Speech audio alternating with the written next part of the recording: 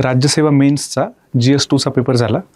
बरेचसे multiple opinions आले विद्यार्थ्यांचे की यार पेपर होता कसा एक्झॅक्टली. बऱ्याच जणांचं असं म्हणणं होतं की पेपर थोडा UPSCकडं कललेला जास्त होता. काहींचं म्हणणं नाही यार पेपर सिम्पल होता. काहींचं म्हणणं डायनॅमिक पेपर होता, म्हणजे करंट अफेअरला लिंक करून प्रश्न आलेले. पण माझं ओपिनियन थोडंसं वेगळं आहे. सो आपण म्हटलं की एकदा पेपर झाले, दोन्ही पेपर झाले की आपण एक सेशन रेकॉर्ड करूयात. सेशन कशासाठी रेकॉर्ड करायचं, तर आपण जे कुठले प्रश्न आले त्या प्रश्नांबद्दल इन जनरल डिस्कशन करूयात. आपण हे नको करायला की प्रत्येक प्रश्न घेतला आणि त्या प्रत्येक प्रश्नाचं मॉडेल आन्सर टाईप मी तुम्हाला सांगितलं. त्या मेकॅनिकल ॲक्टिव्हिटीला to be very honest I don't think खूप काही अर्थ आहे. मला असं वाटतं की जो कुठला प्रश्न पेपरला आला आहे तो प्रश्न कशा पद्धतीने टॅकल करायला पाहिजे. तो प्रश्न पर्टिक्युलर नोट्समधून होता का, सिलेबसच्या कुठल्या पार्टला लिंक होता, आणि जर तो असा असा इकडचा तिकडचा होता तर मग पेपरमध्ये कशा पद्धतीने लिहायचा, मेजरली आपण त्या गोष्टीबद्दल डिस्कशन करूयात. माझं नाव ऋषिकेश, तुम्ही पाहताय आत्ताच राज्यसेवा मेन्सचा GS2च्या पेपरचं बेसिक डिस्कशन. चलो सोपा. GS2चा जर तुम्ही विचार केला तर मला असं वाटतं GS2मध्ये 3 मेजर सब कंपोनंट्स आहेत. पहिला सब कंपोनंट आहे तो म्हणजे पॉलिटी आणि कॉन्स्टिट्यूशन आपण त्याला म्हणतो. दुसरा सब कंपोनंट गव्हर्नन्स आणि सोशल जस्टिस. तिसरा सब कंपोनंट आहे तो म्हणजे इंटरनॅशनल रिलेशन्सचा. पहा, आता ट्रॅडिशनली तुम्ही जे कुठले डिस्क्रिप्टिव्ह ज्यांचा पॅटर्न आहे मेन्सला त्या परीक्षांचे पेपर पाहिले तर या 3पैकी हा जो पर्टिक्युलर सेक्शन आहे ना पहिला, त्या सेक्शनमधले प्रश्न थोडेसे किचकट असतात. सो राज्यसेवेच्या ह्या पेपरला पण इथले प्रश्न रिलेटिव्हली किचकट होते, बाकीचे प्रश्न मला सोपे असल्याचं जाणवलं. गव्हर्नन्स आणि सोशल जस्टिसचे प्रश्न सोपे होते, अवघड नव्हते, मॅनेजेबल होते, होऊन जातील. आणि इंटरनॅशनल रिलेशन्सचे प्रश्न डायनॅमिक असतात. डायनॅमिक म्हणजे काय, तर करंट अफेअरला लिंक केलेले प्रश्न. इथं पण करंट अफेअरला लिंक केलेले प्रश्न होते, इंटरेस्टिंग प्रश्न होते. पण यार इथं पण एक गंमत आहे, म्हणजे हे सगळे प्रश्न जे करंट अफेअरला लिंक केलेत ते काय फक्त करंट अफेअरच्या अभ्यासातून टॅकल होतील का असं आहे का, नाही. तर ते स्टॅटिक कंटेंटच्या बेसवर पण टॅकल झाले असते, आणि तेच मला तुम्हाला सांगायचं आहे. ठीक आहे, सो आपण ते पाहूयात. बेसिक अंडरस्टँडिंग पाहायचं झालं की GS1 कसा होता, GS2 कसा होता, तर माझं पर्टिक्युलर ओपिनियन असं आहे की GS1 जो आहे तो थोडा इझी होता, है ना. तो मड वॉल्कॅनोचा प्रश्न सोडला किंवा त्या अमेरिकेतलं फिजिओलॉजिकल सबडिव्हिजन सोडलं तर मग बाकीचे प्रश्न मॅनेजेबल होते. इथं काय माहिती आहे का, इथं प्रश्न डिकोड करायला पाहिजे तुम्ही, आणि प्रश्नाची ॲक्च्युअल डिमांड तुम्हाला समजायला पाहिजे. ते समजलं की मॅनेजेबल आहे, ते समजलं की मग आपल्या नोट्समधलाच कंटेंट आहे, खूप काही वेगळं नाही. चला, पहिला मुद्दा जो की बरेच जण बोलत आहेत की पेपर जो आहे हा तो पेपर जुन्या राज्यसेवेच्या ट्रेंडसारखा होता का. आता जेव्हा आपण जुन्या राज्यसेवेच्या ट्रेंडबद्दल बोलतोय तर आपण जुन्या राज्यसेवेचा ट्रेंड पण समजून घ्यायला पाहिजे. जुन्या राज्यसेवेचा ट्रेंड म्हणजे काय हे आधी पाहायला पाहिजे. पहा, पूर्वीच्या काळात राज्यसेवा डिस्क्रिप्टिव्ह होती, आधी थोडेच वर्ष होती पण होती. मध्यंतरीचा खूप मोठा काळ राज्यसेवेची मेन्सची आहे ती ऑब्जेक्टिव्ह झाली. ठीक आहे, त्याच्यामध्ये बरेचसे प्रॉब्लेम आले, मग परत डिस्क्रिप्टिव्ह झाली. ज्या वेळेस राज्यसेवा डिस्क्रिप्टिव्ह होती त्यावेळेस GS2च्या पेपरामध्ये ह्या प्रकारचे प्रश्न असायचे जे की सोपे होते. म्हणून मी आधीच म्हटलं की पेपर जुन्या राज्यसेवेच्या ट्रेंडसारखा होता का, तर नाही. का नव्हता, पहा प्रश्न किती सोपे होते. Importance of preamble, national integration आणि इंडियन कॉन्स्टिट्यूशनबद्दल माहिती लिहायची आपल्याला. किंवा तिसरा प्रश्न importance of fundamental rights, difference between fundamental rights आणि directive principles, discuss fundamental right in detail. थोडक्यात काय, राज्यसेवेच्या प्रिलिम्सला आपण ज्या कुठल्या पॉलिटीच्या थीम्स पाहतो त्या थीमला त्यांनी घेतलंय आणि जस्ट त्याला एक्सपांड करायचा प्रयत्न केला इथं विचारून. आता तसे प्रश्न नाही आहेत, आता थोडेसे अनालिटिकल प्रश्न आहेत, थोडं डोकं लावायला लागतं. कुठला प्रश्न, उदाहरणार्थ अमेंडमेंट आणि बेसिक स्ट्रक्चर डॉक्ट्राईन या 2 कन्सेप्टमध्ये काय रिलेशन यासारखा एक प्रश्न होता. पुढे जाऊन आपण ते पाहूयात. सो आपलं कन्क्ल्युजन काय, जुन्या ट्रेंडसारखा पेपर खरंच नव्हता. हा सिलेबसचा पहिला पॉईंट आहे. चलो, मग काय पेपर UPSC सारखा होता का, तर अजिबात नाही. का मी सांगतो. ज्याने UPSCची मेन्स ॲक्च्युअल एक्झाम हॉलमध्ये लिहिली आहे तो पण GS1चा पेपर देऊन GS2चा पेपर लिहिला आहे, आणि त्याच्यापुढं हा प्रश्न आला तर तोच माणूस तुम्हाला ऑनेस्टली सांगेल की हा पेपर UPSCच्या GS2 सारखा नव्हता. कारण UPSCचे GS2चे पेपर खरंच खूप अवघड आहेत. हा दोघांच्या मध्ये कुठंतरी होता. मी पटकन तुम्हाला सांगतो UPSCच्या GS2 मध्ये प्रश्न कसे आहेत पहा. बरं का, हा प्रश्न पहा, डिस्कस द करप्ट प्रॅक्टिसेस वगैरे, त्याच्यानंतर 1951चा ॲक्ट विचारलाय वगैरे वगैरे. 2025चा UPSCचा GS2चा पेपर आहे. सो असा काय पेपर नव्हता, एवढे अवघड तर काय प्रश्न नव्हते. म्हणजे कसं होतं मग हे प्रश्न कोणासारखे होते, तर मी म्हणेल की तोच जे आपण वर्गात कन्सिस्टंटली डिस्कस करायचो की जे बाकीचे स्टेट पब्लिक सर्व्हिस कमिशन्स आहेत आणि त्यांचे डिस्क्रिप्टिव्ह पॅटर्नचे पेपर आहेत. फॉर एक्झाम्पल आपलं उत्तर प्रदेशचं पब्लिक सर्व्हिस कमिशन असेल, जम्मू काश्मीरचं असेल, त्यांच्यासारखा पेपर आहे. त्यांच्यामध्ये ब्लेंड आहे दोघांचा, है ना, सोप्पा आणि अवघड या दोघांचा ब्लेंड आहे. आणि स्टॅटिकवर भर आहे, करंट अफेअरवर भर नाही. इट डझंट मीन प्रश्न करंट अफेअरमधले नव्हते. ऑफकोर्स करंट अफेअरमधले प्रश्न होते, मी सांगतो कुठले कुठले होते, त्यांना कसं टॅकल करायचं वगैरे. बट मेजर फोकस स्टॅटिकवरच होता. मी हे सगळं का सांगतोय, कारण तुम्ही एक सेट ऑफ नोट्स पकडून त्याचं प्रिपेअर करून तुम्ही हा पेपर आरामात लिहू शकता, इवन इफ डायनॅमिक प्रश्न आहेत तरी पण. UPSCचा जनरली भर असतो करंट अफेअर्सवर, जे की इथं सांगितलं पण आहे मी, स्टॅटिकवर भर नसतो. म्हणून कन्क्लुजन काय, नोट्स इम्पॉर्टंट आहेत. कुठल्या नोट्स? Summary notes. कुठे अवेलेबल आहेत? टेलिग्रामच्या ग्रुपवर अवेलेबल आहेत. कशा अवेलेबल आहे? फ्री अवेलेबल आहे. सो जस्ट माझं म्हणणं एकदा पाहून घ्या. ऑफकोर्स आपण त्या नोट्स अपडेट करायचा प्रयत्न करतोय, मस्त नोट्स बनतात आता अजून चांगल्या. बट स्टील मी म्हणेल की यार हे प्रश्न मॅनेजेबल होते.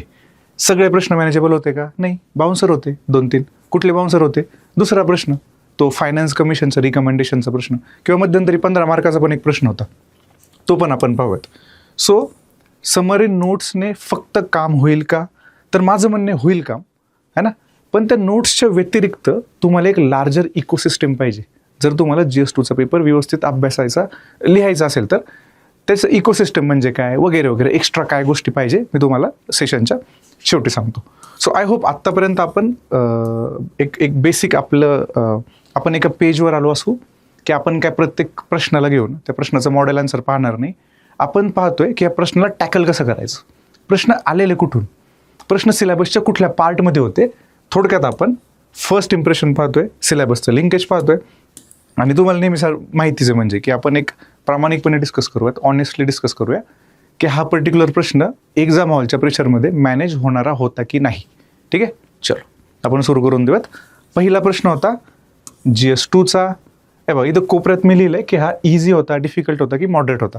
मला वाटतं हा प्रश्न मॉडरेट होता, इझी नव्हता. मी सांगतो का इझी नव्हता. प्रश्न वाचू.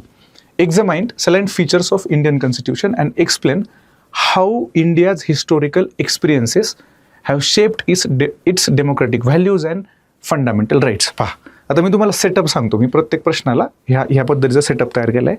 त्याच्यामध्ये मी काय केलं, प्रश्नाच्या खाली त्या पर्टिक्युलर प्रश्नाला अनुसरून असणारा सिलेबस लिहिला आहे. त्या सिलेबस नंतर तो प्रश्न कशा पद्धतीनं टॅकल करायला पाहिजे होता हे पिवळ्या अक्षरामध्ये लिहिले. आणि त्याच्या खाली मी लिहिलंय की नोट्समधल्या कुठल्या कंटेंटमधून हा पर्टिक्युलर प्रश्न मॅनेजेबल होता. सो आय होप ह्या गोष्टींमुळे तुम्हाला एक काइंड ऑफ थोड्या टायमासाठी क्लोजर मिळून जाईल की प्रश्न कशा पद्धतीनं टॅकल करायचा. चलो, हा सिलेबसचा पॉईंट आहे. प्रश्न वाचून आपल्याला कळतं की प्रश्नामध्ये 2 गोष्टी त्यांनी प्रामुख्याने विचारल्यात. एक तर त्यांनी विचारले वैशिष्ट्ये, त्यांनी फीचर्स विचारलेत पॉईंट 1.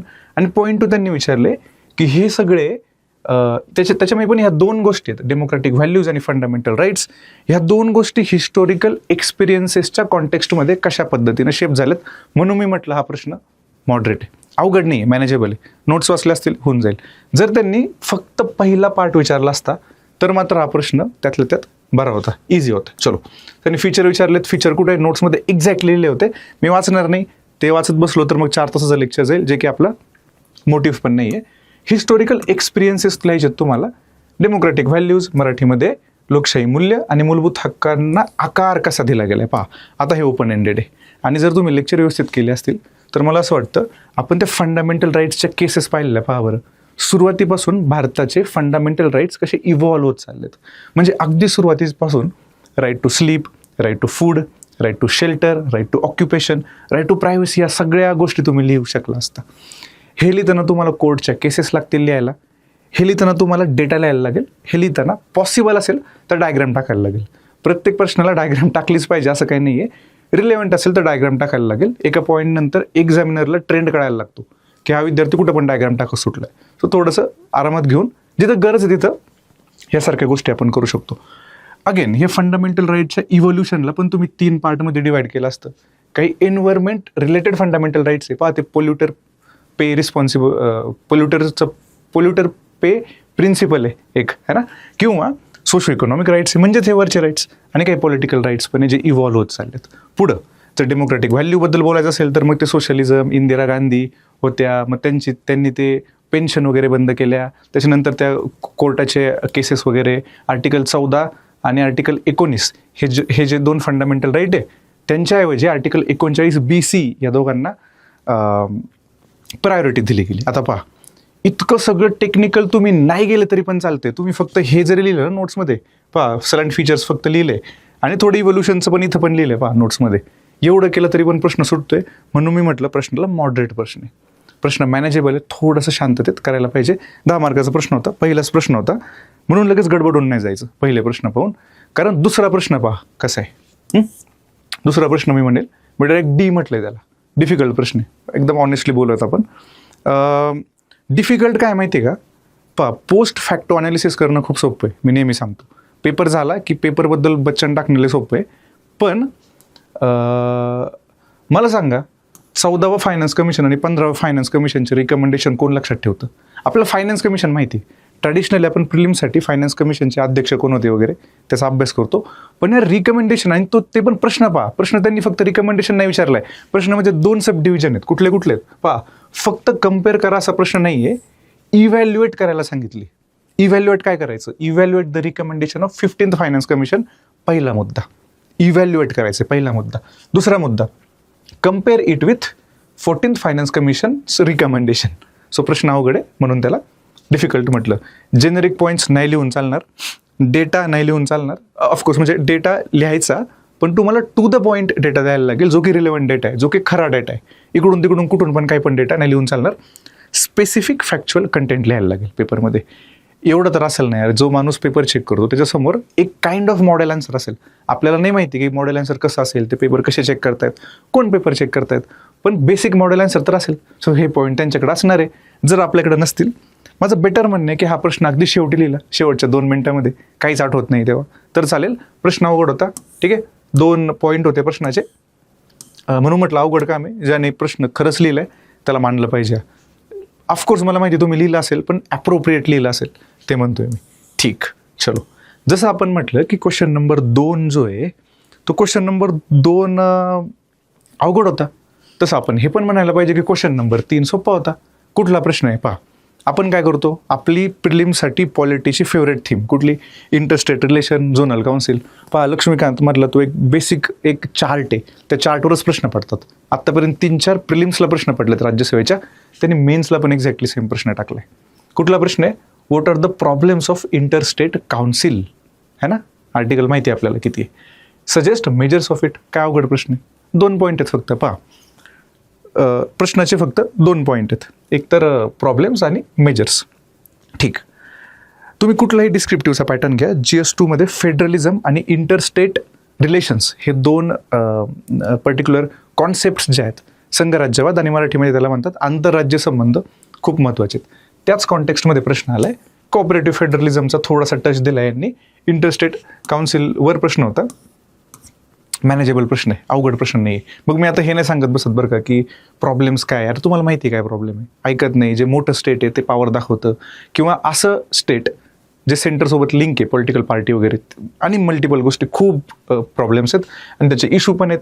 इशू सांगताना तुम्ही पर्टिक्युलर कमिटीजचं रिकमेंडेशन दिलं तर चांगलं झालं असतं.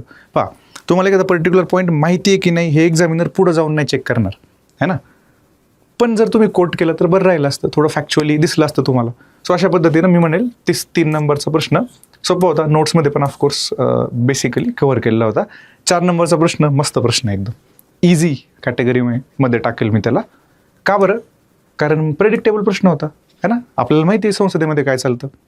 सो संसद ह्या कॉन्सेप्ट जी आहे त्या कॉन्सेप्टला घेऊन त्याची आयडियल पोझिशन जी आहे ती न होता दुसरंच काहीतरी होत चाललंय, त्याच्या बेसिसवर हा प्रश्न तयार केला गेलाय. मराठीत प्रश्न वाचतो, मग आपण इंग्लिशमध्ये जाऊयात. मराठीत काय म्हटलं त्यांनी, संसदीय कामकाजाच्या आरोग्यात झालेली घसरण ज्यामुळे लोकशाहीचा एक प्रमुख आधारस्तंभ म्हणून तिची भूमिका कमकुवत होत आहे. चर्चा आणि विश्लेषण करा. गुगल ट्रान्सलेशन वाटते मला पण. एनिवेज आपण इंग्लिशमध्ये वाचू आणि पुढे जाऊयात. Decline of parliament, decline of health of the parliamentary functioning, weakening its role as a key pillar of the democracy. Discuss and analyse 2 keyword आहेत. डिस्कस पण आहे आणि अनालाइज पण आहेत. आणि डिक्लाइन ऑफ पार्लमेंट हे ह्या गोष्टी फक्त तुम्हाला इथं सांगायच्या आहेत. पहा, 10 मार्काचा प्रश्न आहे. खूप डेप्थमध्ये जाऊन अकॅडमिक गप्पा टाकायची गरज नाही आहे. तरी पण मी तुम्हाला सांगतो की काय माहिती आहे का, पार्लमेंट म्हणजे काय तर व्हिज्युअल प्रेझेंटेशन आहे. एक स्पेस आहे ज्या स्पेसमध्ये आपापले रिप्रेझेंटेटिव्ह, आपापले प्रतिनिधी एका जागी जमतात, आपल्या प्रश्नांबद्दल चर्चा करायचा प्रयत्न करतात. आणि देशामध्ये डायरेक्ट डेमोक्रेसी, थेट लोकशाही पॉसिबल नाही, म्हणून रिप्रेझेंटेटिव्ह डेमोक्रेसी, प्रातिनिधिक लोकशाहीच्या कॉन्टेक्स्टमध्ये आपण मग त्या पार्लमेंटचा वगैरे वापर करतो. त्याला डेलिब्रेशन, डिबेटचं साधन म्हणतात, है ना, अशा पद्धतीनं. सो त्या सगळ्या कॉन्टेक्स्टमध्ये प्रश्न होता. डिस्कस आणि अनालाइज असे दोन्ही होते. डिस्कस म्हणजे काय तर दाखवा की डिक्लाइन ऑफ पार्लमेंट, जे पार्लमेंटचं काम होतं ते होत नाही, दुसरंच काहीतरी चाललंय पार्लमेंटमध्ये, ते कसं चाललंय ते दाखवा. त्याच्यामध्ये मग ऑफकोर्स इथं पहा सगळा कंटेंट कवर आहे. इव्हिडन्स ऑफ डिक्लाइन, काय काय इव्हिडन्स आहे, डेटा सांगितलेला नोट्समध्ये होता, आपल्या रिपोर्ट वगैरे सांगितलेत. नोट्समध्ये होतं त्यासाठी सेशन नाही करत आहे बरं का, की यार नोट्समध्ये होतं पहा आमच्या इथून आलं, असलं काही नाही. जस्ट तुम्हाला रेफरन्सेस देतोय आणि जे नव्हतं ते पण मी प्रामाणिकपणे सांगेल तुम्हाला.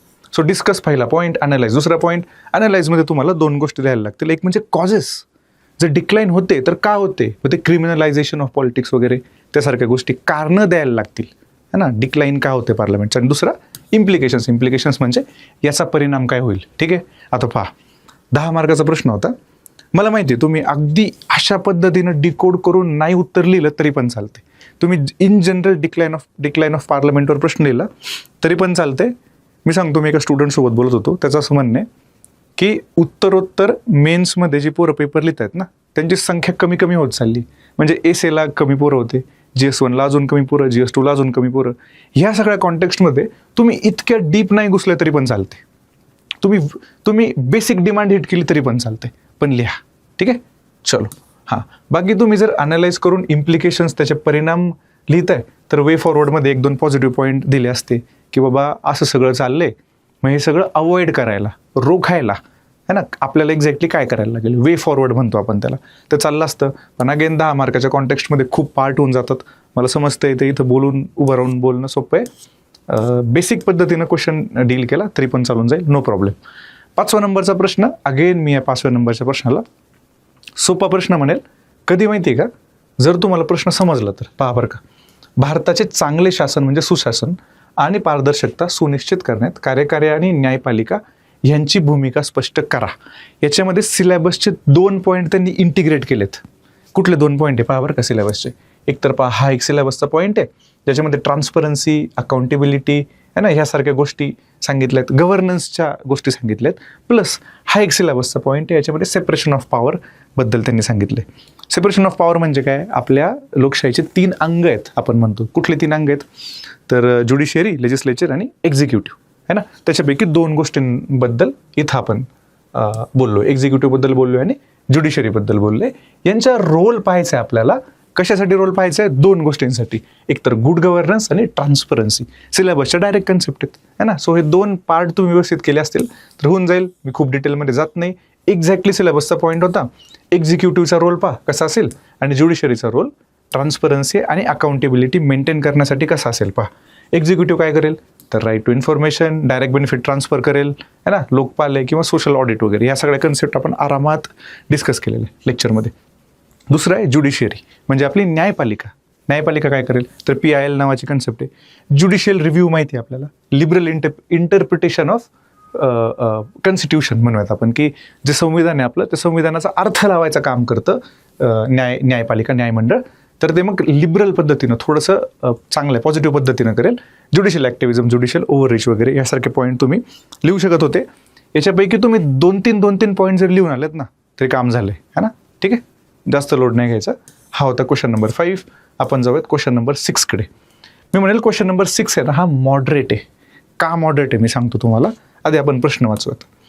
क्रिटिकली एक्झामाइन, पहिला मुद्दा, the United Nations summit of future 2024 with reference to the need of United Nations reforms. पहा बरं का, आत्तापर्यंत तुम्ही UPSCची थीम पाहिली तर UPSCमध्ये युनायटेड नेशन्स म्हणजे संयुक्त राष्ट्रांच्या रिफॉर्मबद्दल प्रश्न विचारतायत, खूप आधीपासून विचारतात. मग त्या रिफॉर्म पण मल्टिपल याच्यामध्ये, काही युनायटेड नेशन सिक्युरिटी काउन्सिलमधले रिफॉर्म आहे, युनायटेड नेशन जनरल असेंब्लीमधले रिफॉर्म आहे, सेक्रेटेरिएटमधले रिफॉर्म्स आहेत, वेगवेगळ्या प्रकारचे रिफॉर्म आहेत. पण हा प्रश्न UPSCमध्ये येतो. तुम्ही जुना पॅटर्न पाहिला असेल राज्यसेवेमध्ये, आणि त्याच्यामध्ये पण सिलेबसचा हा पॉईंट पाहिला असेल. कुठला पॉईंट सिलेबसचा आहे बघा, इम्पॉर्टंट इंटरनॅशनल इन्स्टिट्यूशन. कुठली इन्स्टिट्यूशन आहे? UN as a international institution. Agencies आणि स्ट्रक्चर आणि त्याचे मॅन्डेट हा सिलेबसमधला पॉईंट आहे. जुन्या राज्यसेवेच्या पॅटर्नमध्ये एक्झॅक्टली स्ट्रक्चर आणि मॅन्डेटवर प्रश्न होते.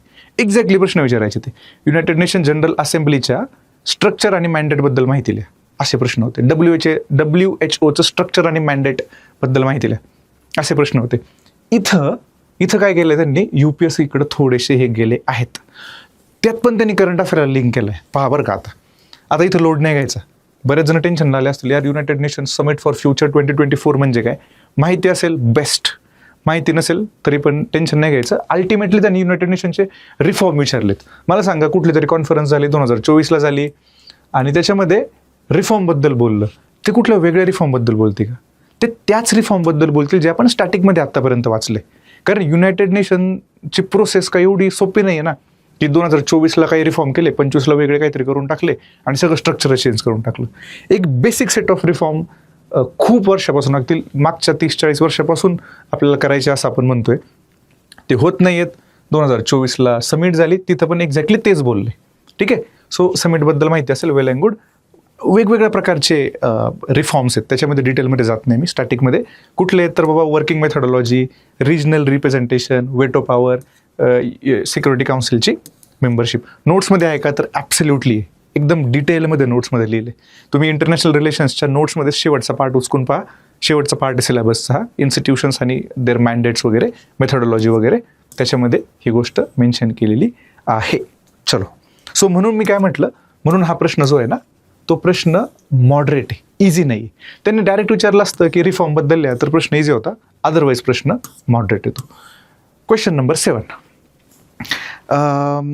पहा, ह्या प्रश्नामध्ये तसं पाहायला गेलं ना तर हा प्रश्न याचा आहे, फायनान्शियल इन्क्लुजनचा आहे. टेक्निकली ही GS3ची थीम आहे, म्हणून डिस्क्रिप्टिव्ह पॅटर्नमध्ये आपण असं वॉटर टाईट कंपार्टमेंटलायझेशन नाही करू शकत. आपण असं एका विषयाला दुसऱ्या विषयापासून तोडू नाही शकत. तुम्ही पहा, GS1मध्ये जॉग्रफी आहे, जॉग्रफीमध्ये त्सुनामी, अर्थक्वेकबद्दल प्रश्न विचारले, ग्लेसियर्सबद्दल प्रश्न विचारला आहे ना, आणि तेच एक्झॅक्टली लिंक होतं डिझास्टर मॅनेजमेंटला GS3 सोबत. इथं पण तेच आहे ना. जर फायनान्शियल इन्क्लुजन, फायनान्सबद्दल आले तर मग ते इकडं पण येईल, गव्हर्नन्स आणि सोशल जस्टिसच्या पार्टमध्ये, आणि GS3मध्ये पण येईल. सो तुम्ही कंटेंट इकडून तिकडून लिहू शकता, काहीच प्रॉब्लेम नाही आहे. प्रश्न वाचूयात आपण. द प्रधानमंत्री जनधन योजना हॅज कम्प्लिटेड 11 years, 11 वर्ष पूर्ण झाले, ऑफ ट्रान्सफॉर्मेटिव्ह इम्प्लिमेंटेशन, काहीतरी खूप मोठ्या पद्धतीचं इम्प्लिमेंटेशन वगैरे झालं ऑन 28 ऑगस्ट 2025. त्यांनी स्वतःहून सांगितलंय की तिथून प्रश्न घेतलाय आम्ही, 2025 सालच्या ऑगस्टमधला प्रश्न आहे. अजून एक मी तुम्हाला सांगतो, जो की मागच्या ऑगस्टमध्ये होऊन गेले, तो प्रश्न आहे. सो आता मला असं वाटतं की ह्या क्रेझी क्वेस्टकडे नको जायला, की यार प्रश्न 2025च्या ऑगस्टमधून आला तर आपण एक काम करू की आपण त्या महिने मोजू आणि त्या मागच्या महिन्यात जाऊन त्याचं करंट अफेअर करून तशा मेन्सची तयारी करू. तसलं काय होत नाही, ते काही पण चेंज करू शकतात. बेसिक एक होल्ड पाहिजे करंट अफेअर्सवर, आणि तुमची लार्जर होल्ड स्टॅटिकवर पाहिजे, है ना. मी तेच सांगतो तुम्हाला की even if question is from current affairs तरी पण मॅनेजेबल आहे. इव्हॅल्युएट इट्स सक्सेस आणि effectiveness in promoting financial inclusion, GS3ची theme of deprived population. Straightforward प्रश्न आहे, काहीच वेगळं नाही आहे. 2 पार्टमध्ये उत्तर लिहायचं होतं. एक तर समजा सक्सेस लिहिले स्कीमचे, इफेक्टिव्हनेस लिहिला. इंट्रोमध्ये मे बी तुम्ही स्कीमबद्दल बोलू शकता, स्कीम कधी आली, मोटिव्ह काय होता, फायनान्शियल इन्क्लुजन का केलं पाहिजे, इन्क्लुजन म्हणजे काय, इथून पण तुम्ही स्टार्ट करू शकता. ठीक आहे. मग सक्सेस लिहिलं, मग याच्यामध्ये पण डिटेलमध्ये जात नाही मी. पॉझिटिव्ह पॉईंट्स काय काय आहेत तर खूप अकाउंट काढले गेले, महिलांच्या नावावर अकाउंट काढलं गेलं. कारण बऱ्याचदा काय असतं की तुम्हाला वुमन एम्पॉवरमेंट करायचं आहे ना, तर त्या पर्टिक्युलर बाईला तुम्हाला डिसिजन मेकिंगमध्ये पार्टिसिपेट करायला लागतं. डिसिजन मेकिंग हे काय फाटकं डिसिजन मेकिंग नसतं. तुम्हाला पैशावर होल्ड ठेवायला लागतो, फायनान्सेसवर होल्ड असायला लागतो, म्हणून फायनान्शियल इन्क्लुजन, डिसिजन मेकिंग वगैरे वगैरे. डायरेक्ट बेनिफिट ट्रान्सफर झालं, ज्याच्यामुळे मिडलमॅन मध्यस्थी जो होता तो गेला वगैरे वगैरे. त्याच्यानंतर इफेक्टिव्हनेस सांगायचं म्हणजेच ऑफकोर्स निगेटिव्ह पॉईंटबद्दल बोलायचं आहे. काय निगेटिव्ह पॉईंट आहे, कारण पॉझिटिव्ह पॉईंटबद्दल तुम्ही ऑलरेडी बोलून झाले तुमचं. निगेटिव्ह पॉईंट मग तुम्ही लिहा की अल्टिमेट मोटिव्ह जो आहे तो पर्टिक्युलर माणसाचं वेलफेअर होणं, तर त्याची मुक्ती देणं हे ना. आणि ही सगळी माध्यम आहेत की फायनान्शियल इन्क्लुजनचे वेगवेगळे प्रकार है ना. सो आपला विचार मुक्तीच्या कॉन्टेक्स्टवरती असायला पाहिजे, ना की त्या स्ट्रक्चरल गोष्टींवर फोकस आहे फक्त आपला. एनिवे, त्याच्यानंतर फायनान्शियल लिटरसी नाही आहे, डिजिटल इन्फ्रास्ट्रक्चर रेडी नाही आहे, लिहू शकता तुम्ही, काय प्रॉब्लेम नाही. सो हा प्रश्न मी थोडासा जर तुम्ही डिकोड केला तर अगदी सोपा प्रश्न होता. तुम्हाला हार्डली 5 पॉझिटिव्ह 5 निगेटिव्ह पॉईंट पाहिजे, काम होऊन जाते. वे फॉरवर्ड लिहिलं, वेल अँड गुड. वे फॉरवर्ड म्हणजे काय, तर बाबा हे निगेटिव्ह पॉईंट आहे, ह्या निगेटिव्ह पॉईंटला टॅकल करायला कुठली भविष्यातल्या तरतुदी आपण कुठल्या प्रकारच्या करू शकतो, म्हणून या प्रश्नाला मॉडरेटमध्ये टाकलं. आपण जाऊयात क्वेश्चन नंबर 8कडे. क्वेश्चन नंबर 8ला मी एकदम इझी प्रश्न म्हणेल, इझी प्रश्न आहे. बाय द वे हा प्रश्न हा पण नोट्समधून होत होता बरं का, टॅकल. ठीक आहे, स्क्रीनशॉट नाही मारला मी. ठीक आहे. एनिवेज, 8वा नंबरचा प्रश्न आहे, explain the measures to reduce poverty and hunger. Direct प्रश्न आहे सिलेबसचा, डायरेक्ट सिलेबसच्या पॉईंटचा प्रश्न आहे. कुठला सिलेबसचा पॉईंट आहे, issues related to poverty and hunger. Syllabus लिहिला आहे, सिलेबसवरून डायरेक्ट त्यांनी प्रश्न फ्रेम केला आहे. नोट्समध्ये होता का, तर एक्झॅक्टली होता. कुठं होता हे बघा, स्क्रीनशॉट मारलेत मी. मेजर्स लिहायचेत पॉवर्टी आणि हंगरचे, थोडं त्यांचा डेटा वगैरे लिहिला असतं तुम्ही, एक्झॅक्टली इश्यू काय लिहिलं असते आणि मग त्या इश्यूवर मेजर्स लिहिले असते तर चाललं असतं. गव्हर्नमेंट इंटरव्हेन्शन लिहिलेत, हे पण तुम्ही ॲज अ मेजर लिहू शकता, म्हणजे उपाय काय बाबा ते लिहू शकता. त्याच्यानंतर क्वेश्चन नंबर आपला 9 आहे. क्वेश्चन नंबर 9 कुठला आहे बरं, हा पहा बरं का, हा थोडा वेगळा प्रश्न होता है ना. आणि ज्या गोष्टी नाही आहेत त्या मान्य पण करूयात, मला असं वाटतं, काय प्रॉब्लेम आहे. हा प्रश्न काय आपल्या नोट्समध्ये लॅटरल एंट्रीचा नव्हता, पण स्टील आपण डिस्कस केलेला, मला चांगलं आठवते. म्हणजे एखादा IAS ऑफिसर आहे किंवा बाकीचे पण ऑफिसर्स आहेत, ठीक आहे, ते जनरलिस्ट असतात. जनरलिस्ट म्हणजे काय माहिती का, त्यांना 10 गोष्टींबद्दल 10 विषयांबद्दल 2 गोष्टी माहिती असतात. पण अशी काही लोक आहेत ज्यांना स्पेसिफिक नॉलेज असतं. फॉर एक्झाम्पल मी सांगतो, एखादी व्यक्ती वेस्टर्न घाट है ना मध्ये काम करते, पश्चिम घाटात काम करते, तिचे 30 वर्ष काम करते, आणि त्या व्यक्तीला एन्व्हायरमेंट मिनिस्ट्रीचा सेक्रेटरी म्हणून उचलणं किती चांगली गोष्ट आहे. त्याला तर ऑलरेडी माहिती आहे की वेस्टर्न घाट पश्चिम घाटामध्ये काय प्रॉब्लेम आहे, रादर दॅन UPSCचा माणूस ज्याला 10 गोष्टींमध्ये 10 विषयांमध्ये फक्त 2 गोष्टी माहिती आहेत. याला म्हणतात लॅटरल एंट्री. लॅटरली लोकांना वरती उचलायचं, ज्यांना एक्सपर्टीज आहे, ज्यांना नॉलेज आहे, ज्यांना अनुभव आहे, ज्यांना लिव्हड एक्सपिरियन्सेस आहेत, ज्यांनी ॲक्च्युअल त्या पर्टिक्युलर क्षेत्रामध्ये काम केलं आहे, म्हणून त्या लॅटरल एंट्रीचा प्रश्न होता. प्रश्न स्ट्रेट फॉरवर्ड आहे. हां, काय प्रश्न आहे पहा, discuss the potential impact of lateral entry into the Indian administrative services on the bureaucratic structure and governance in India. Exactly सिलेबसचा पॉईंट आहे, ब्युरोक्रॅटिक स्ट्रक्चर आणि गव्हर्नन्सच्या कॉन्टेक्स्टमध्ये. जस्ट त्यांनी लॅटरल एंट्रीच्या कॉन्टेक्स्टमध्ये प्रश्न विचारला आहे ना. सो तुम्ही कन्सेप्ट एक्सप्लेन केली सुरुवातीला आणि गरज वगैरे एक्सप्लेन केली, कारण ते डोमेन एक्सपर्ट मी तुम्हाला सांगितलं आता. तर त्याचे इम्पॅक्ट लिहायचे. आता पहा, सेशनमध्ये मी तुम्हाला 1000 वेळा सांगितलेलं शिकवताना की जर प्रश्न इम्पॅक्टवर आला आहे ना, तर डायरेक्ट 1 2 3 4 5 600 पॉईंट नाही लिहायचे. कुठलाच डिस्क्रिप्टिव्ह म्हणजे आणि बाबा 2 पावसाळे पाहिलेत ना, तो माणूस असे 1 2 3 4 पॉईंट नाही लिहित. तो पहिल्यांदा इम्पॅक्टला 2 पार्टमध्ये डिवाईड करतो. पहिला पार्ट म्हणजे पॉझिटिव्ह आणि दुसरा पार्ट म्हणजे निगेटिव्ह. सो लॅटरल एंट्री जर होते त्याचे ऑफकोर्स पॉझिटिव्ह इम्पॅक्ट पण आहेत, जे की आपण आत्तापर्यंत बोललो, आणि निगेटिव्ह इम्पॅक्ट आहेत की तुम्ही डायरेक्ट बाहेरचा माणूस उचलताय. बऱ्याचदा डायरेक्ट बाहेरच्या माणसाला अपॉइंट करायचं काम कोण करतं, तर पॉलिटिशियन्स करतात. मग ते अशा माणसाला अपॉइंट करतील का की जे गव्हर्नमेंटच्या पॉलिसीच्या विरुद्ध बोलतोय? बिलकुल करणार नाही. आला की इश्यू झाला हा निगेटिव्ह पॉईंट. सो तुम्हाला ह्या गोष्टी सगळ्या इथं लिहायच्या होत्या, म्हणून मी याला मॉडरेटमध्ये टाकले. तसं पाहायला गेलं तर एकदम स्ट्रेट फॉरवर्ड प्रश्न होता. आपण जाऊयात क्वेश्चन नंबर 10ला, ज्याला मी डिफिकल्ट म्हणेल. आत्तापर्यंत फक्त मी 10 मार्करमध्ये क्वेश्चन नंबर 2ला फक्त मी डिफिकल्ट म्हटलेलं. हा पण एक डिफिकल्ट प्रश्न मला वाटला. मे बी जर तुम्ही डायरेक्टली करंट अफेअरच्या कॉन्टेक्स्टमध्ये हा पर्टिक्युलर पॉईंट वाचला असेल, किंवा तुम्हाला हा प्रश्न डिकोड झाला, तुम्हाला प्रश्न वाचून ॲक्च्युअल एक्झाममध्ये समजलं की याच्यामध्ये लिहायचं काय, तर यार तुम्हाला जमून जाईल, म्हणजे काय खूप रॉकेट सायन्स नाही. बट स्टील एका नवीन स्टुडंटला थोडासा अवघड आहे. प्रश्न वाचूयात. What are the notable features of the next generation mobility partnership between India and Japan? Power का. पुढं, how is it likely to address the mobility challenges in India? 2 point आहे त्याचे. ठीक आहे. सो क्वेश्चन करंटचा लिंक आहे. So करंटचे specific reference देणं ॲक्च्युली एक्सपेक्टेड आहे, कारण अगेन तोच मुद्दा आहे. जर ते प्रश्न फ्रेम करतायत तर ऑफकोर्स त्यांच्याकडं समोर काहीतरी काइंड ऑफ मॉडेल आन्सर असेल, है ना. सो आपण काही पण फेकण्यात कुठं पण अर्थ नाही आहे. मी तुम्हाला बेसिक सांगतो, तरी पण प्रश्नाला डिकोड करून मी तुम्हाला बेसिक सांगतो की तुम्ही काय लिहू शकले असते. म्हणजे तुम्हाला 10 पैकी 7 मार्क 6 मार्क नाही पडणार, तुम्हाला ॲटलिस्ट 2.5-3 मार्क पडतील. पहा बरं का. प्रश्नात काय म्हटलंय त्यांनी, प्रश्नाचे 2 पार्ट आहे. एक म्हणजे फीचर आणि दुसरा पार्ट म्हणजे मोबिलिटीचे चॅलेंजेस कुठले आहेत. मोबिलिटीचे चॅलेंजेस आपण आरामात लिहू शकतो, है ना. काय आहेत फीचर्स? पहा फीचर्स कसले आहेत, मोबिलिटीचे आहेत. मोबिलिटी म्हणजे मराठीमध्ये, ठीक आहे, त्यांनी मोबिलिटी शब्द वापरले.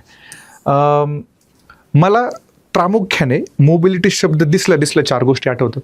तो म्हणजे रेल्वे, एव्हिएशन म्हणजे आपलं विमान, त्याच्यानंतर रोड्स रस्ते, आणि हे म्हणजे शिपिंग. 4 गोष्टी झाल्या. तर ह्या 4 गोष्टींमध्ये नेक्स्ट जनरेशन टेक्नॉलॉजी आणण्यासाठी भारताचा आणि जपानचा कुठला तरी एक प्रोग्राम झालाय, त्याच्यावर तो प्रश्न आहे.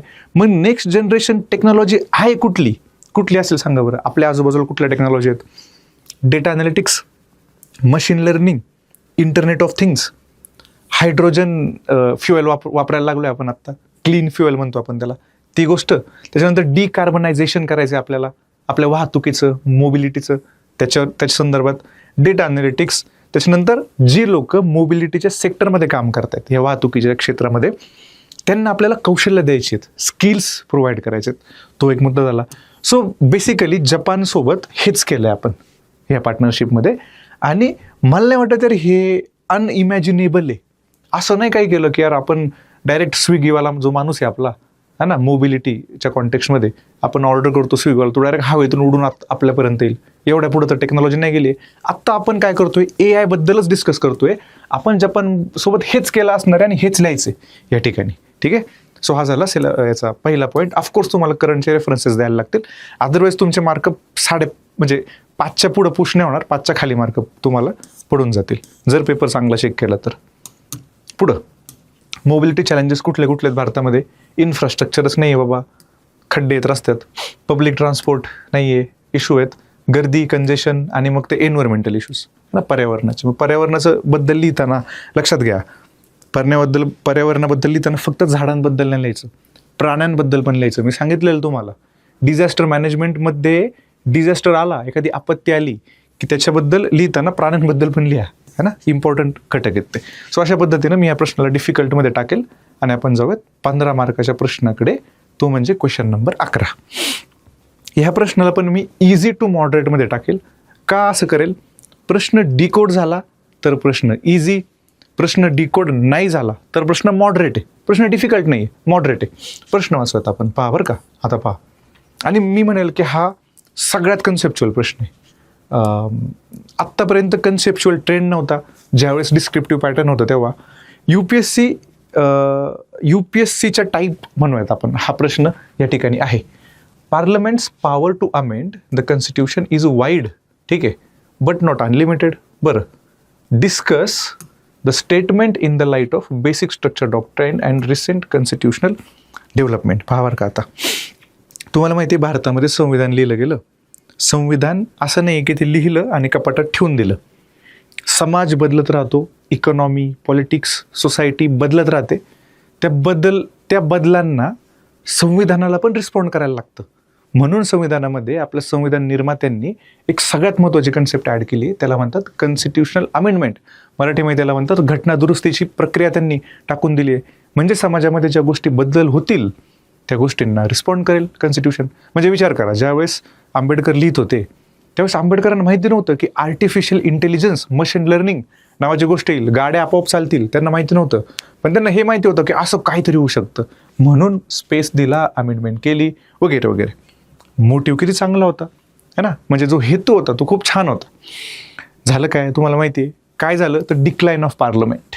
जो वरती प्रश्न होता है ना, त्या डिक्लाइन ऑफ पार्लमेंटमुळे असे लोकच कायदे प्रक्रियेत जायला लागले जे फंडामेंटली मूलभूतरित्या प्रॉब्लेमॅटिक आहेत है ना, असे लोक जायला लागले. आणि ती जी कायदा आहे, जो संविधान आहे, त्या संविधानाला आपल्या आपल्या पद्धतीनं बदलायला लागली आणि ते बदलू नये म्हणून ज्युडिशियरी ॲक्टिव्ह झाली आणि ज्युडिशियरीने एक नवीन कन्सेप्ट इव्हॉल्व केली. मग ते केशवानंद भारती, मिनर्वा मिल्सचे खटले वगैरे, त्या केसला एक नवीन कॉन्सेप्ट तयार केली.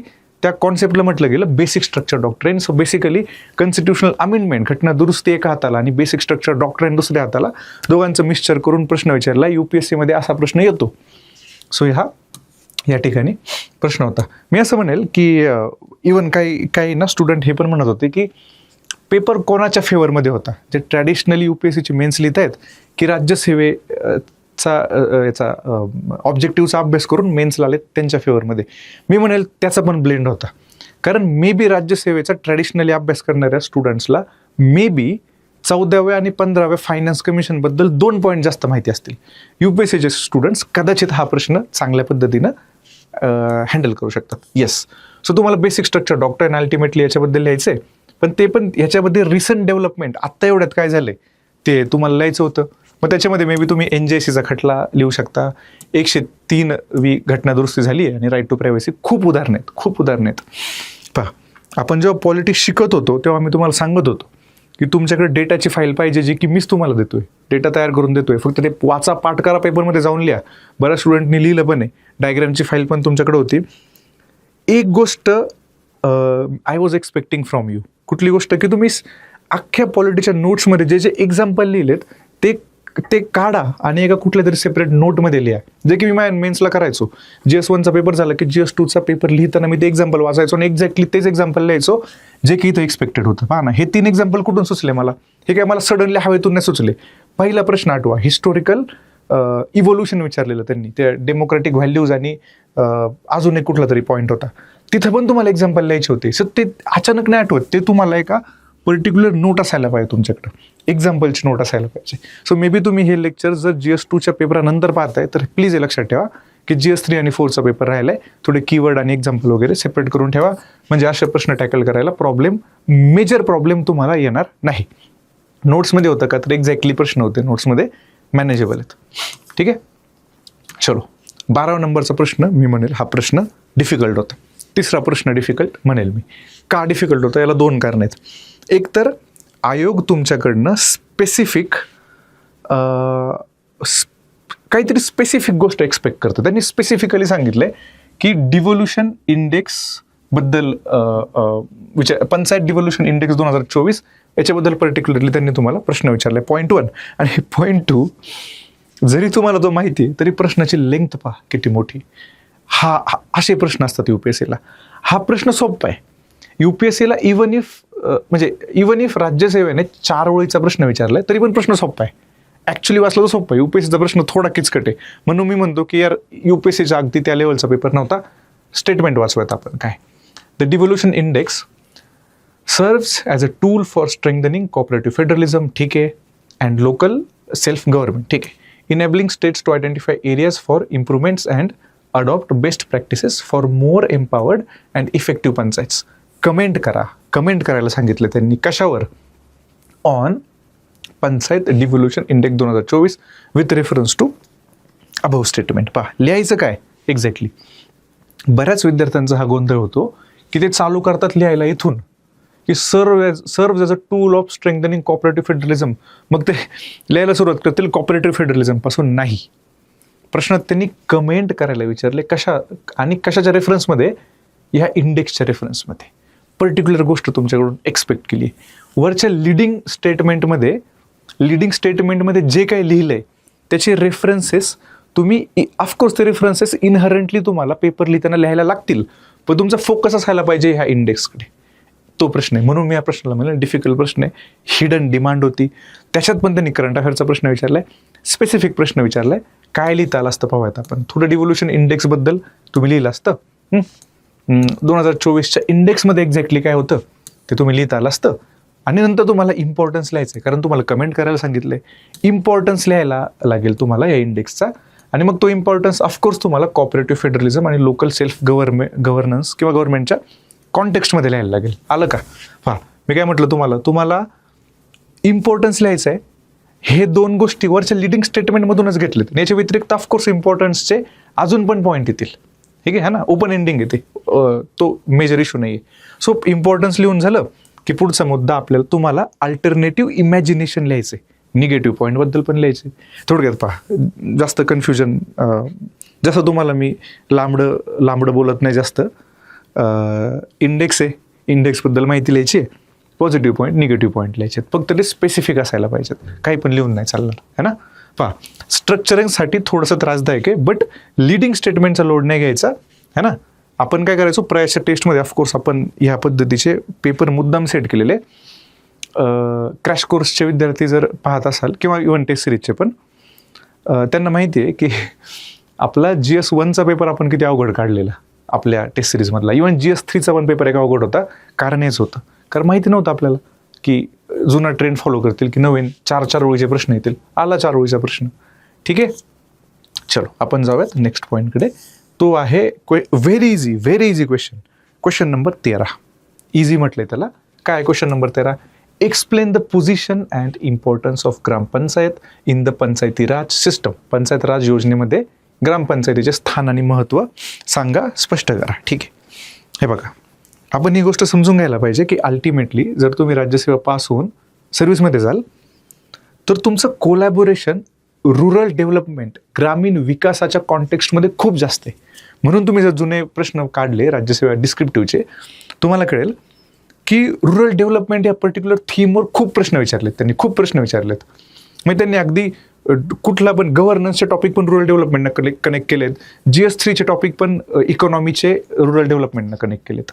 सो पंचायती राज, रुरल डेव्हलपमेंट यासारख्या गोष्टी महत्त्वाच्या आहेत. म्हणून एका पेपरमध्ये दुसरा प्रश्न आहे. अजून GS3 व्हायचा आहे, GS3ला पण प्रश्न येणार आहेत. मी सांगतो तुम्हाला, हा पहिला प्रश्न आणि हा दुसरा प्रश्न ग्रामपंचायत, पंचायती राज, इन्स्टिट्यूशन्स ह्यासारख्या थीम्सवर. ठीक आहे, प्रेडिक्टेबल प्रश्न आहे, अवघड प्रश्न नाही आहे. UPSCचे प्रश्न पाहायला गेले तर मग ते काय करतात, तर मग ह्या 73व्या आणि 74व्या घटना दुरुस्तीला ग्रामपंचायतीला लिंक करतात महिलांसोबत, की महिलांचा रोल कसा आहे, पॉझिटिव्ह आहे की निगेटिव्ह आहे. तिला पती पंचायत नावाची कन्सेप्ट आहे, सुधा पै यांनी सांगितलेली. त्याच्या कॉन्टेक्स्टमध्ये त्यांनी प्रश्न विचारलेत UPSCला. इथं त्यांनी थोडं आरामात घेतलंय आणि त्यांनी इन जनरल पोझिशन आणि इम्पॉर्टन्स विचारलंय. पोझिशन म्हणजे काय, तर सप्पा लिहाल तुम्ही, मला माहिती. ग्रामसभा म्हणजे थोडक्यात 243 ABCD त्या गोष्टी तुम्हाला लिहायच्या तिथं. कॉन्स्टिट्युशनल स्टेटस, 3 टायर सिस्टम आहे, ग्रामसभा वगैरे वगैरे, रिझर्वेशन वगैरे वगैरे, चेअरमन कसा निवडायचा ते आहे. पोझिशनमध्ये तुम्हाला ते लिहायचं आहे आणि इम्पॉर्टन्समध्ये तुम्हाला लिहायचं आहे सिग्निफिकन्स, महत्त्व लिहायचं आहे. काय अवघड आहे लिहायला. सिग्निफिकन्स नोट्समध्ये पण होतं. त्याच्यानंतर इश्यूज पण तुम्ही लिहू शकता, जागा असेल तर तुमच्याकडे. आणि मग जर तुम्ही इश्यू लिहिलेत तर ऑफकोर्स निगेटिव्ह नोटवर आपण प्रश्न थांबवत नाही. आपल्याला याचं वे फॉरवर्ड, याचे पॉझिटिव्ह पॉईंट पण लिहायला लागतात, जे की तुम्हाला लिहायला लागले. सो मी म्हणेल की यार सोपा प्रश्न आहे, मस्त लिहिता आला असतं तुम्हाला. इथं तुम्हाला मार्क घेता येतील, इवन इफ तुम्हाला करंटचा वरचा प्रश्न माहिती नसला तरी पण. नेक्स्ट पॉईंट नंतरचा आहे क्वेश्चन नंबर 14. मी या प्रश्नाला म्हणेल इझी टू मॉडरेट. जर त्यांनी हा प्रश्न इथं एंड केला असता तर मी म्हटलं असतं यार हा एकदम इझी प्रश्न आहे, एकदम इझी प्रश्न आहे. पण त्यांनी काय केलंय, कम्पेअर इट विथ स्वीडन्स ओम्ब्युड्समन. त्याने लोकपालाबद्दल प्रश्न विचारलाय. लोकपालाचे अधिकार, जबाबदाऱ्या आणि मर्यादा 3 गोष्टींवर स्पेसिफिकली विचारले त्यांनी. याच्याबद्दल चर्चा करा सांगितलंय आणि याची तुलना करा स्वीडनच्या लोकपालसोबत. आता पहा बरं का, मी तुम्हाला एकदम ऑनेस्टली सांगतोय, मी आता बरेच वर्ष झाले अभ्यास करत होतो मी याचा परीक्षांचा. मी एवढ्या वर्षात कधीच डिस्क्रिप्टिव्हच्या पेपरसाठी स्वीडनच्या ओम्ब्युड्समनबद्दल वाचलं नाही. हा आहे बाउन्सर. निम्मा प्रश्न एकदम मॅनेजेबल, निम्मा प्रश्न बाउन्सर आहे, लोड नाही घ्यायचा. याचा अर्थ लगेच तुम्ही पुढच्या वर्षीच्या राज्यसेवेच्या मेन्ससाठी जे कुठले इन्स्टिट्यूशन्स आहेत, त्या इन्स्टिट्यूशन्स आपण ज्या कुठल्या देशाकडून घेतलेत त्या देशातल्या त्या इन्स्टिट्यूशनबद्दल वाचायला नाही सुरुवात करायचं. हे अनएंडिंग आहे, हा लूप आहे मोठा, ओशन ऑफ नॉलेज आहे. अख्खं समुद्रातलं पाणी नाही पिऊ शकत आपण, तेवढंच प्यायला पाहिजे जमते आपल्याला. सो माय पॉईंट इज दिस, याचा जास्त विचार नका करू. इकडं फोकस करा. ऑफकोर्स तुम्ही लिहू शकता सिलेबसमध्ये 2 पार्ट आहेत, एक म्हणजे पॉवर, रिस्पॉन्सिबिलिटी आणि लिमिटेशन्स, आणि पुढचा पार्ट म्हणजे कम्पॅरिझनचा पार्ट. इथं पण पॉवर आणि रिस्पॉन्सिबिलिटीला तुम्ही कंबाईन करून लिहू शकता. कारण पहा ना, पॉवर आणि रिस्पॉन्सिबिलिटीज ऑफकोर्स तुम्ही सेपरेटली पण लिहू शकता, पण त्या पेपरच्या प्रश्नामध्ये नाही पॉसिबल झालं एकत्र करून लिहिलं तरी पण चालतंय. आणि दुसरा पॉईंट लिमिटेशन्सचा, तिसरा मग तुम्ही कम्पॅरिझनचं लिहू शकता. सिलेबसचा डायरेक्ट पॉईंट आहे ना, सगळे प्रश्न मी सांगतो तुम्हाला सिलेबसच्या डायरेक्ट पॉईंटमधून आहे. नोट्समध्ये ऑफकोर्स होते, लोकपालाबद्दल थोडी माहिती लिहिलेली. हे महत्त्वाचं नाही आहे, पहा बरं का. जर मी तुम्हाला 500 पानाचं एक पुस्तक दिलं GS2 साठी, किंवा हे पुस्तक वाचा आणि हे एकदम भारी पुस्तक आहे, तर ऑफकोर्स त्या पुस्तकातून प्रश्न येतील ना, ऑफकोर्स येतील प्रश्न. माझा मुद्दा काय आहे, तुम्हाला 50 पानाच्या शॉर्ट आणि क्रिस्प नोट्स दिल्या पाहिजेत. कारण तुम्हाला फक्त पॉलिटी अँड गव्हर्नन्स आणि इंटरनॅशनल रिलेशन्सचा अभ्यास नाही करायचा आहे. तुम्हाला GS3 मध्ये अजून सब डिव्हिजन आहे, economy, agronomy, science, environment, disaster management, अजून गोष्टी आहेत, एथिक्स करायचे, ऑप्शनल करायचे. सो प्रॅक्टिकली हे वाचणं खूप डिफिकल्ट आहे, इतकं सगळ्या नोट्स. आणि त्याच्यामध्ये मोठं पुस्तक तुम्हाला देणं अवघड आहे ना. म्हणून आपण करायचो काय, ज्यांना माहिती आहे, ज्यांनी जे क्रॅश कोर्सला होते, त्यांना मी प्रत्येक पॉईंट टेम्पलेटच्या आधारे सांगितलं आहे की हे टेम्पलेट होतं सिलेबसच्या ह्या पॉईंटचं. कुठला पॉईंट बरं, तर स्टॅच्युटरी, रेग्युलेटरी, कोज ज्युडिशियल बॉडीज वगैरे, किंवा कॉन्स्टिट्यूशनच्या वेगवेगळ्या पोस्ट वगैरे, ह्या सिलेबसच्या पॉईंटसाठी हे टेम्पलेट दिलेलं. सिलेबसच्या ह्या पॉईंटवर असाच प्रश्न येतो, तो प्रश्न आला की तो ह्या पद्धतीनं टॅकल करायचा. पहा याच्यामध्ये काय केलेलं आहे, constitutional basis, structure, power function, significance, issues, हे सगळं मराठीमध्ये आहे बरं का. प्रत्येक every single word has been translated in Marathi, सगळ्या गोष्टी मराठी ट्रान्सलेट केलेल्या आहेत. सो हे टेम्पलेट घ्या.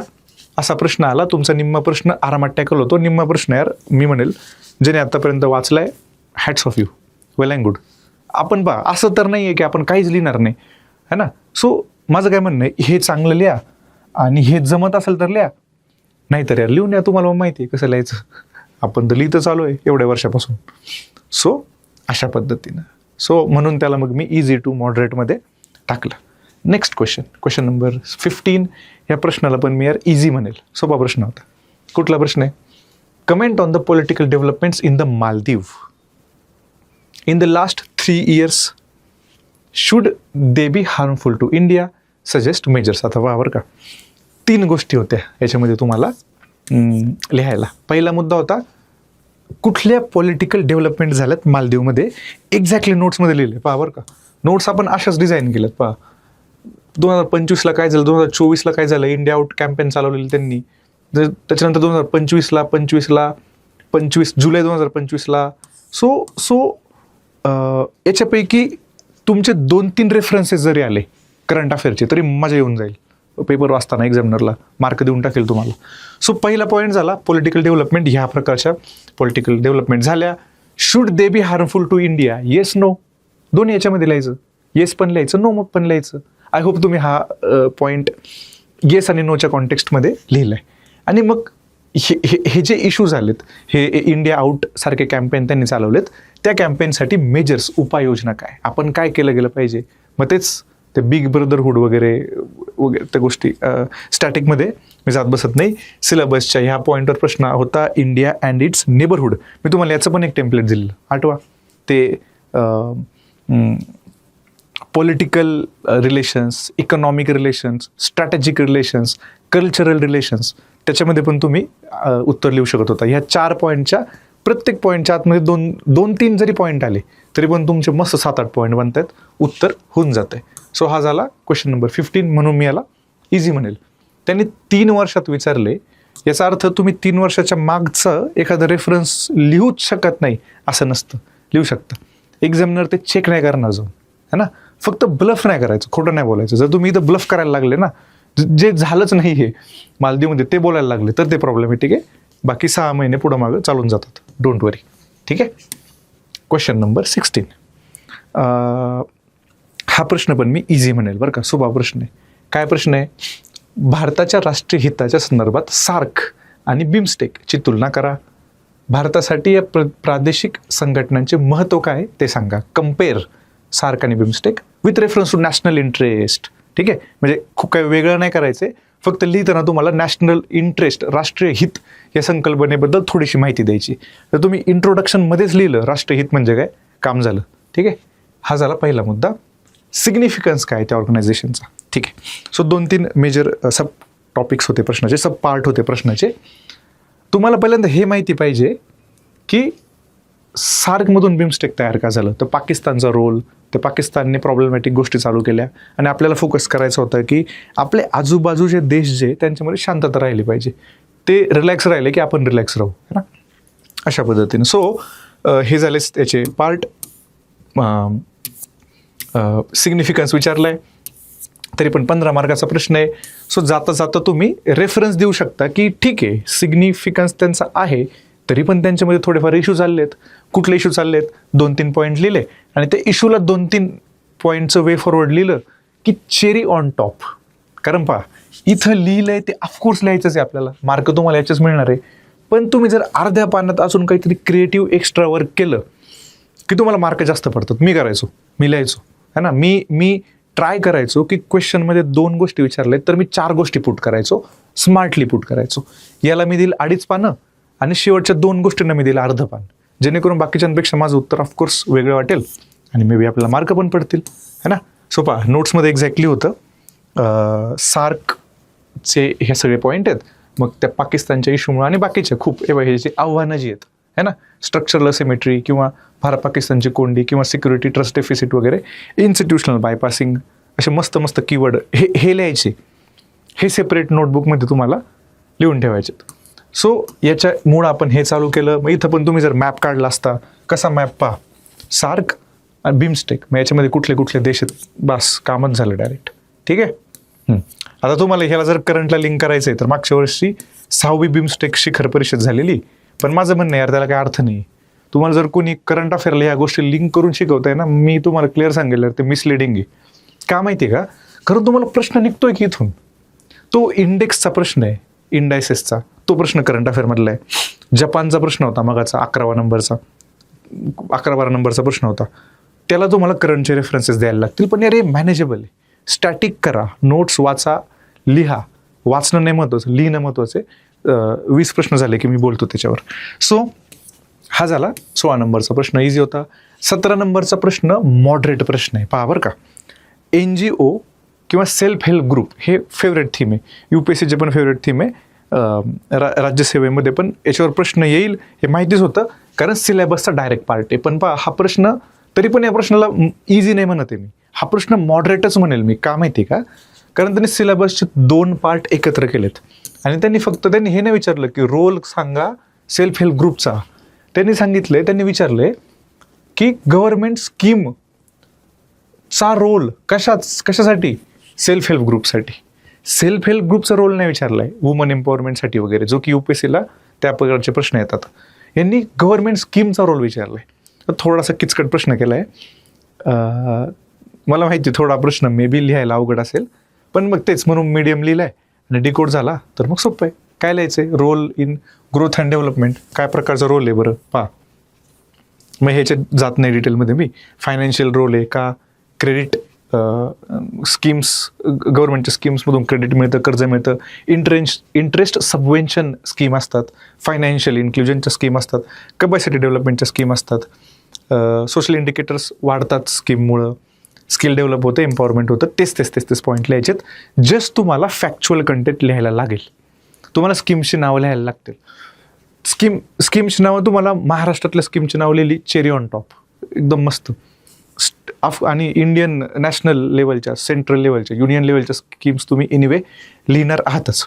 सो फॅक्च्युअल कंटेंट पाहिजे, स्कीम आणि डेटा वगैरे या ठिकाणी टाकला पाहिजे. ठीक आहे, चला.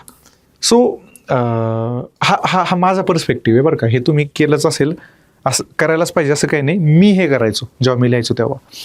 आता त्यांनी काय विचारले, 15 मार्काचा प्रश्न आहे, 3 पानं लिहायचीत आपल्याला, 10 मार्काचा नाही आहे.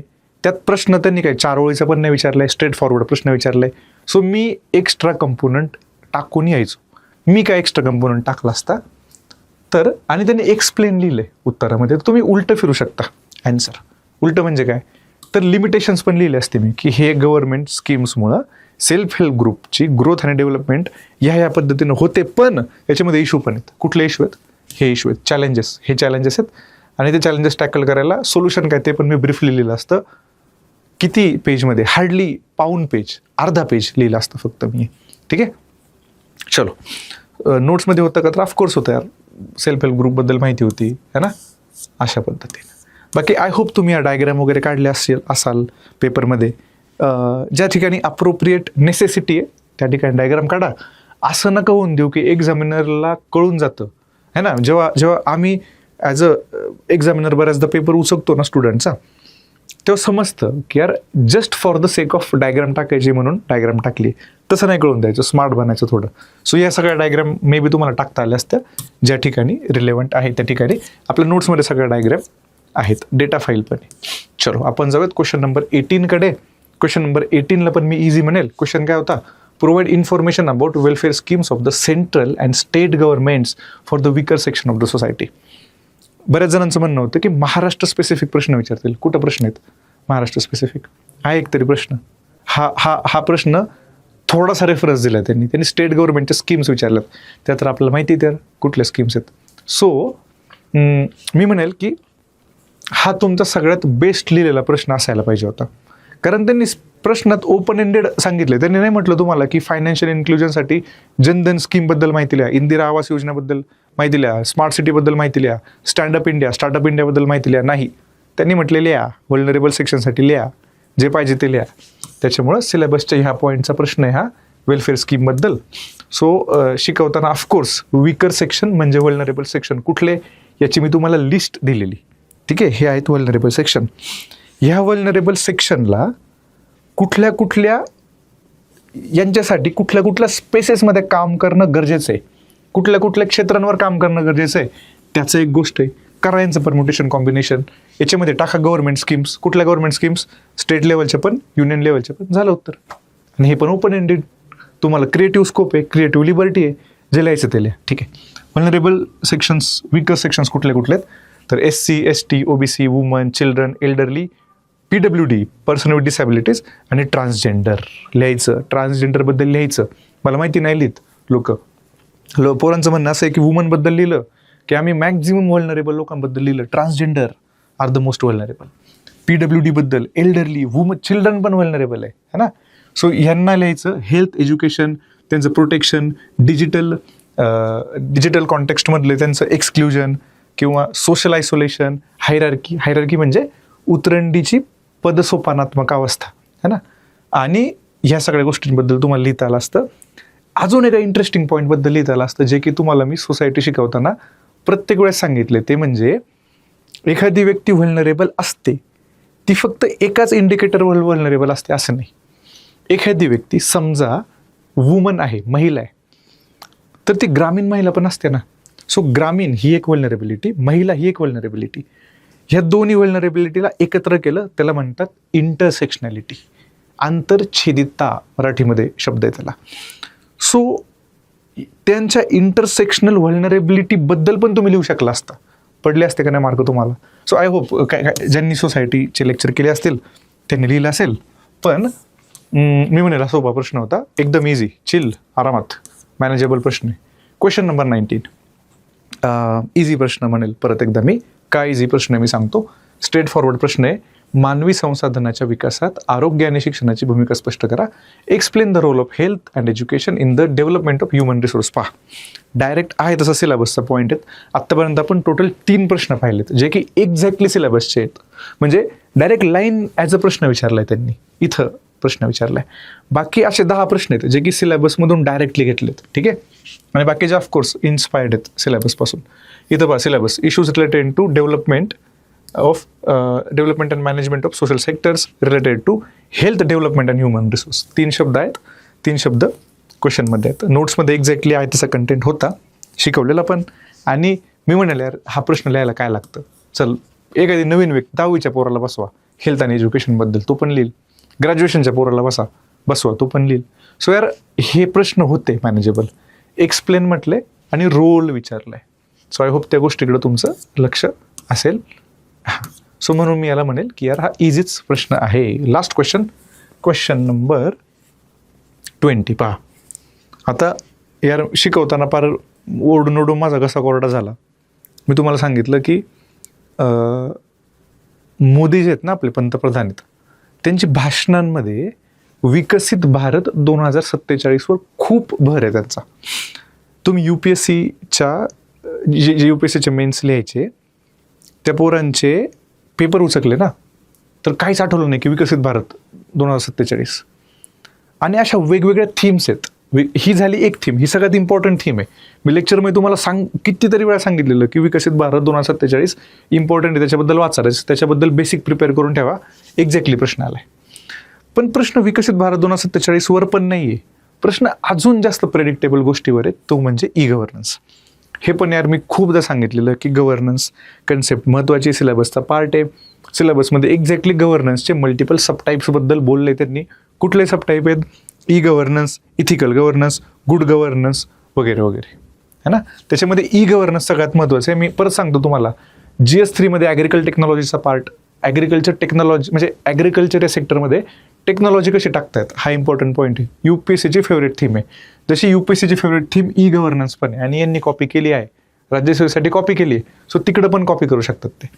सो थोडक्यात गव्हर्नन्सवर प्रश्न आहे. गव्हर्नन्स विकसित भारतासाठी कसा पिलर वगैरे बनवू शकतो फ्युचर गव्हर्नन्ससाठी वगैरे, त्याच्यावर त्यांनी प्रश्न विचारलेला.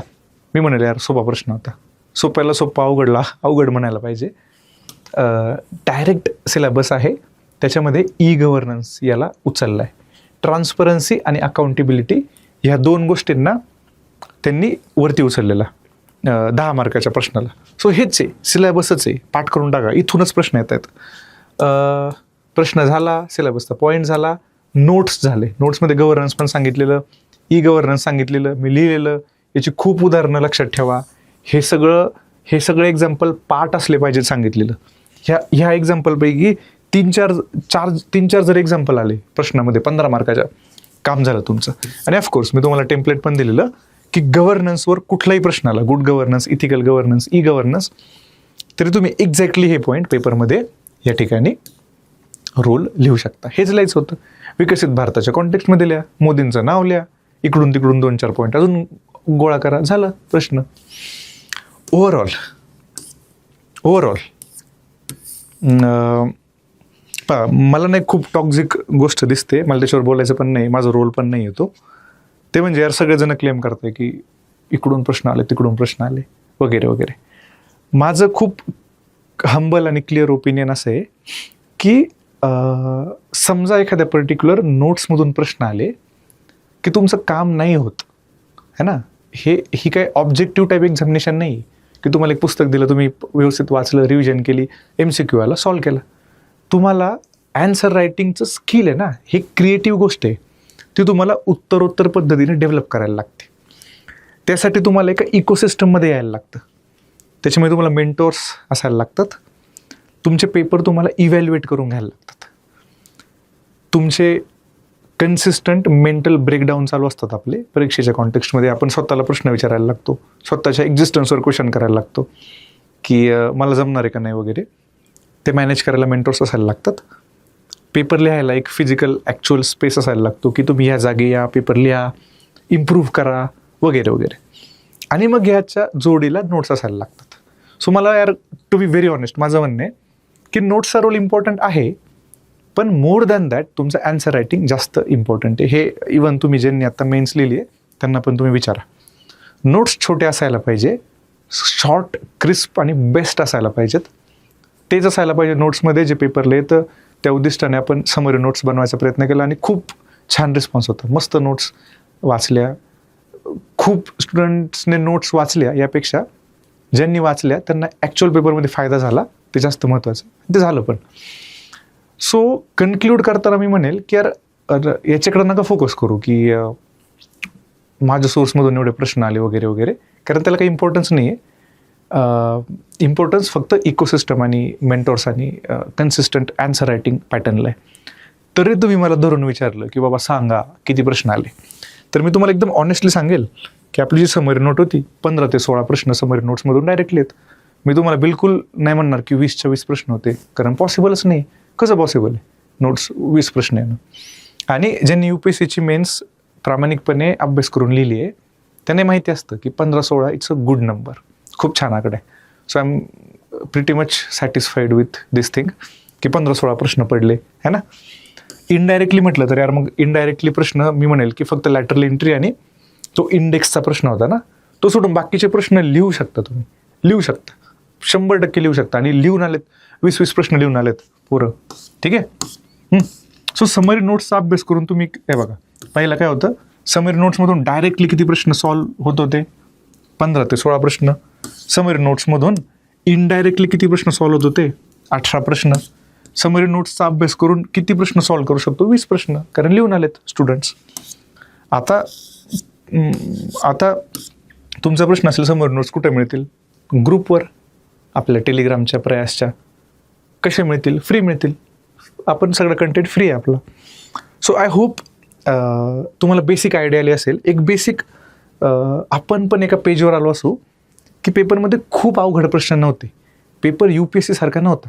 पेपरमध्ये 3-4च डिफिकल्ट प्रश्न होते, 3-4 मॉडरेट होते, बाकीचे सगळे प्रश्न इझिली मॅनेजेबल होते, ठीक आहे.